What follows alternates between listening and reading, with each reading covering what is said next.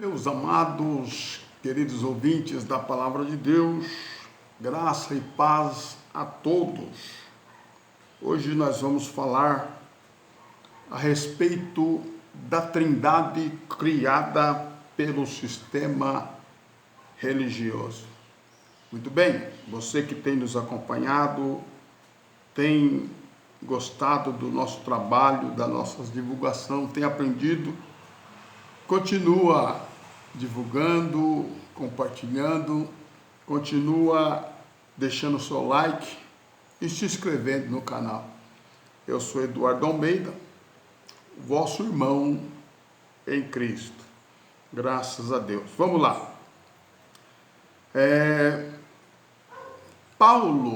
O apóstolo Paulo diz que há um só Deus na carta do apóstolo aos Efésios, capítulo 4, verso de número 6. Há um só Deus e Pai de todos, o qual é sobre todos e por todos em todos. Está aí. Muito bem. Mas dentro da história teológica dos historiadores, eles acrescentaram o único versículo na Bíblia, está registrado em Mateus 28, livro histórico, verso de número 19, que fala sobre o batismo em nome do Pai, do Filho e do Espírito Santo. O batismo nesta época era o batismo de arrependimento para os judeus. Se esse batismo fosse para nós,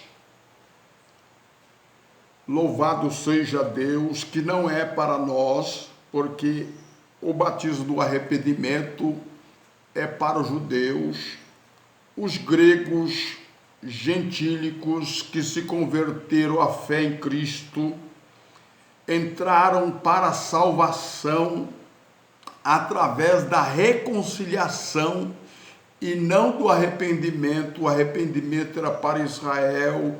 É por isso que João Batista aparece no capítulo 1 de João, verso 29. Ele aponta para o Cordeiro de Deus que tira o pecado do mundo. Povo de Israel, arrependei-vos, raça de víboras. Então, Israel era necessário se arrepender. Então, esse batismo não seria para nós. E os judeus não aceitam a Trindade, eles aceitam só o único Deus, como Paulo escreveu aqui, está bem claro. Então é óbvio que pela teologia histórica, eles acrescentaram esse versículo na Bíblia Vaticana, pelo padre Jerônimo, que acrescentou no credo católico o batismo em nome do Pai, do Filho e do Espírito Santo, da Igreja Mãe, chamada católica, para todo mundo religioso da mesma ramificação cristã. Antes do papado, os apóstolos não batizavam ninguém em nome da Trindade. Vamos ver Atos dos Apóstolos, capítulo de número 10, 38. Diz assim: como Deus ungiu a Jesus de Nazaré com o Espírito Santo e com virtude, o qual andou fazendo o bem e curando todos os oprimidos do diabo, porque Deus era com ele. Louvado seja Deus. Versículo 39. E nós somos testemunha de todas as coisas que fez, tanto na terra da Judéia como em Jerusalém, a qual mataram pendurando no madeiro, e este ressuscitou Deus ao terceiro dia e fez que se manifestasse não a todo o povo, mas as testemunhas de Deus antes ordenara a nós, que comemos e bebemos juntamente com ele, depois que ressuscitou dos mortos, e nos mandou pregar, olha aí, os apóstolos, hein? Ao povo e a testificar que ele é o que por Deus foi constituído juiz dos vivos e dos mortos. A este dão testemunho todos os profetas, não tem nada de Pai, Filho e Espírito Santo, de que todos os que nele crê receberão perdão dos pecados pelo seu nome. Então tá aí, desmascarando a doutrina da Trindade criada pelo sistema religioso. Muito bem. A adulteração da igreja mãe, nós fomos enganados. O diabo está morto. Se nós formos ler a Bíblia, nós vamos encontrar no capítulo 2 da carta aos Hebreus, verso de número 14. Vou ler para os irmãos. Visto como os filhos participam da carne e do sangue, também ele participou das mesmas coisas, para que pela morte, aniquilasse o que tinha o império da morte, isto é, o diabo, foi aniquilado.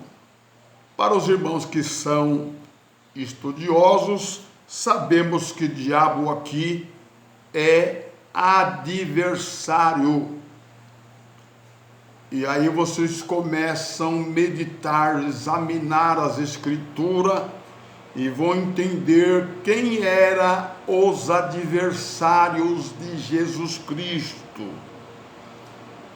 Qual era o império que imperava nos dias de Jesus em vida? E vocês vão compreender que esse diabo aqui está no grego. E o diabo no grego é adversário. Vamos lá, vamos continuar. Não há mais pecado. Havia o pecado da transgressão da lei para o povo de Israel. E o pecado adâmico. Muito bem. E Jesus Cristo fez a única obra que agradar a Deus, o único sacrifício perfeito. Não adianta ninguém trazer nenhuma ajuda, nem de obras, nem de campanhas, nem de coisa alguma.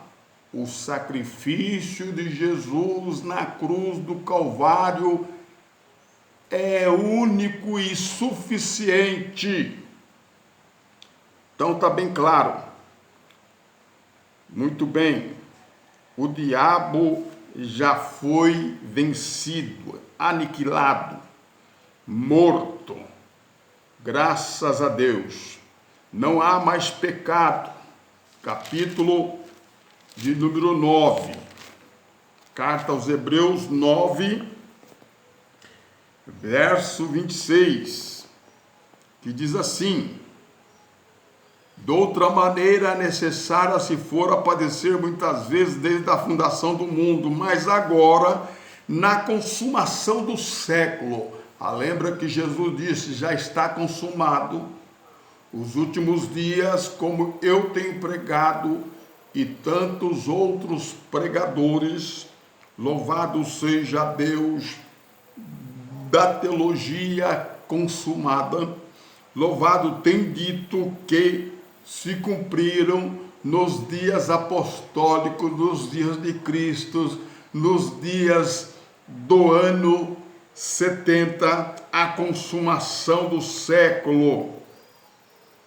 Vou repetir, da mesma maneira necessário se fora padecer muitas das vezes desde a fundação do mundo, mas agora na consumação dos séculos, uma vez se manifestou para aniquilar, eliminar, exterminar o pecado pelo sacrifício de si mesmo, sacrifício de Jesus perfeito. Não precisa mais nenhuma obra, ninguém faz, é por isso que é pela graça. Pela graça sois salvo, você não pediu, mas ele, antes que eu viesse a existir no ventre da minha mãe, como disse Jeremias, ele já fez por mim, ele me escolheu. Muito bem, vamos continuar para nós ganhar tempo. Muito bem, o pecado já não existe. Jesus já veio. Muito bem, Gálatas é chamado de a vinda, parousia, né? Louvado a vinda de Yahshua, ou a vinda do Messias, né? Gálatas capítulo 2, verso de número 20. Vamos lá, todo mundo aí com a Bíblia na mão. Já estou crucificado com Cristo. Não vivo mais eu, mas Cristo vive em mim. E a vida que agora vivo, na carne vivo, na fé do Filho de Deus, o qual me amou e se entregou a si mesmo por mim. Então tá aí, ele já veio, fez o sacrifício e a obra, já salvou, somos salvos pela graça de Cristo Jesus. Muito bem. A vinda de Yahshua ou de Jesus com poder e grande glória para realizar o juízo e inaugurar o período que vivemos hoje, o reino de Deus. Mateus 24, nós vamos ler Mateus 24, 34 e 35. Diz assim a palavra do Senhor: em verdade vos digo que não passará esta geração sem que todas essas coisas aconteçam.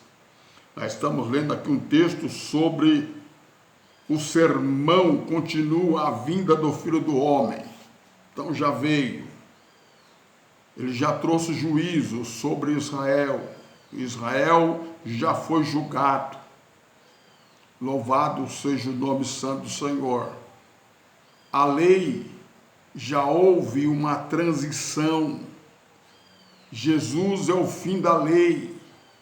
A lei não existe mais. Hoje estamos na graça do reino de Deus. E hoje a salvação não depende de obras, mas sim de Jesus Cristo, do seu sacrifício. Aí ele diz aqui, versículo 35, o céu e a terra passarão. Céu e terra aqui, dentro da linguagem judaica, é Israel, céu, toda a potestade de Israel, toda a autoridade, todos os líderes, desde Moisés, uma potestade, como também escribas e fariseus e sumos sacerdotes, céus e terra. O templo, antes de cair, antes de ser destruído no ano 70, representava o céu. Então o céu e a terra vão passar, a lei vai acabar, mas as minhas palavras, o livro, a Bíblia, esse canon já se cumpriu. A única palavra que prevalece firme é a palavra viva. Passará os céus e a terra, mas as minhas palavras, palavra viva, não hão de passar, disse Jesus. Graças a Deus que nos dá vitória por nosso Senhor e Salvador Jesus Cristo. Muito bem, então não passaria aquela geração sem que todas aquelas coisas que aconteceram acontecesse. Muito bem. Não seria nada para os dias de hoje, né? Um tempo determinado para aquela geração. Vamos voltar um pouquinho aqui, capítulo 23 de Mateus, verso de número 13. Ai de vós, escribas, fariseus hipócritas, que fechais o reino do céu, não entrais e não deixais entrar os que estão entrando. Está vendo? As potestades, as autoridades aqui não são demônios, são escribas e fariseus. Muito bem, quando você vê lá potestade, você já leva para o lado espiritual, é demônio, é legião. Não, essa potestade aqui são os mandatários da lei de Moisés, escribas e fariseus, hipócritas, disse Jesus. Então, esses eram os diabos, esses eram os adversários de Cristo. Então vamos lá, versículo 16 agora. Ai de vós, condutores cegos, pois que dizeis, qualquer que jurar pelo templo, isto é nada, mas o que jurar pelo ouro do templo, esse é devedor. Está vendo aí que era os condutores cegos, escribas e fariseus?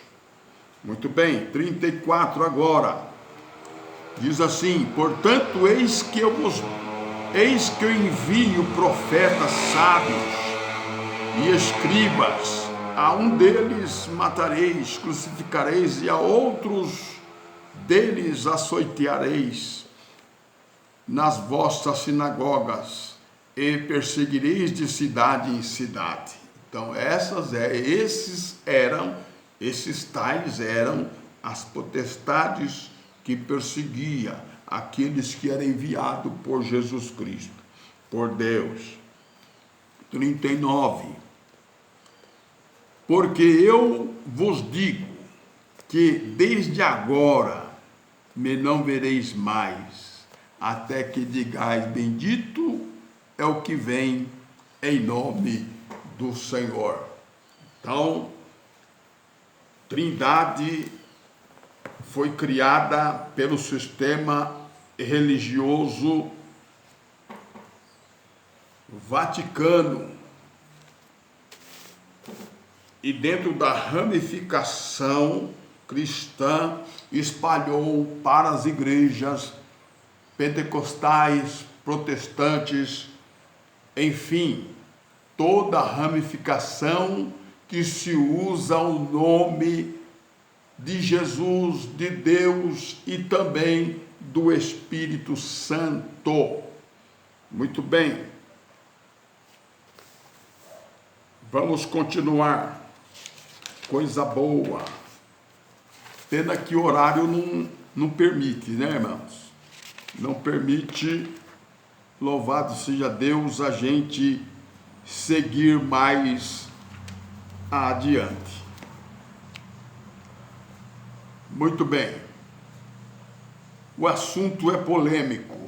Os bispos dizem que assumiram a ordem de Cristo, tomando o lugar dos apóstolos em missão da pregação do Evangelho, de Marcos 16:15. O surgimento do papado, da Igreja Imperial, que manipulou e traduziu as escrituras originais, Igreja Católica ou Universal, porque, para quem não sabe, católico ou católica, a Igreja Católica quer dizer universal, ou Igreja Mãe.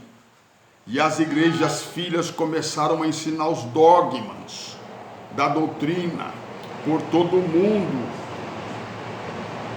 e ia surgir as ramificações das igrejas protestantes. Está entendendo aí, meu querido?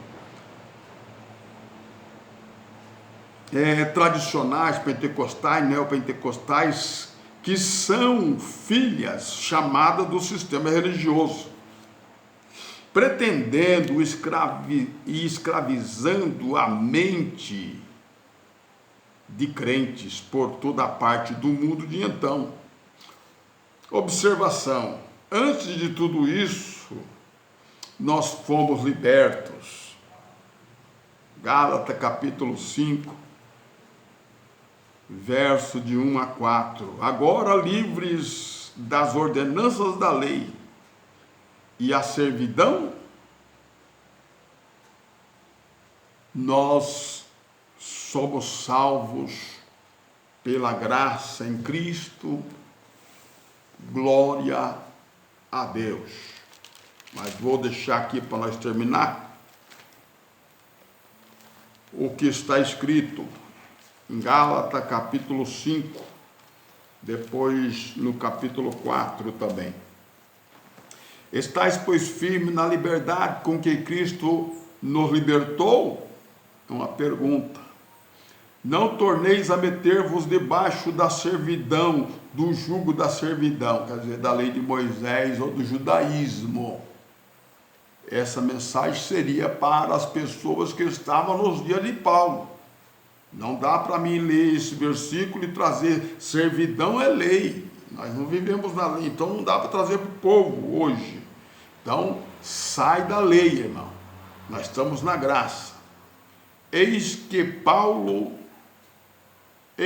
eu, Paulo, vos digo, que se vós deixar circuncidar, Cristo de nada vos aproveitará.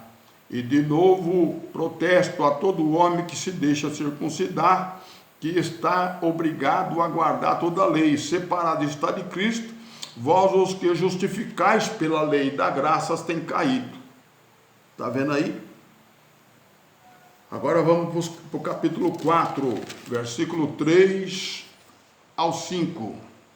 Assim também nós, quando éramos meninos, estávamos reduzidos à servidão, debaixo dos primeiros rudimentos desse mundo, né?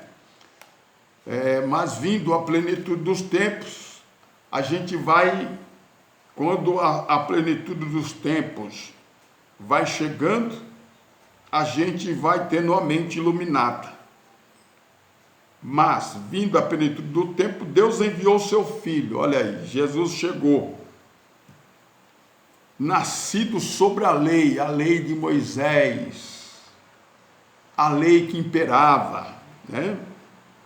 Para remir quer dizer salvar, purificar os que estavam debaixo da lei, a fim de recebermos a adoção de filhos.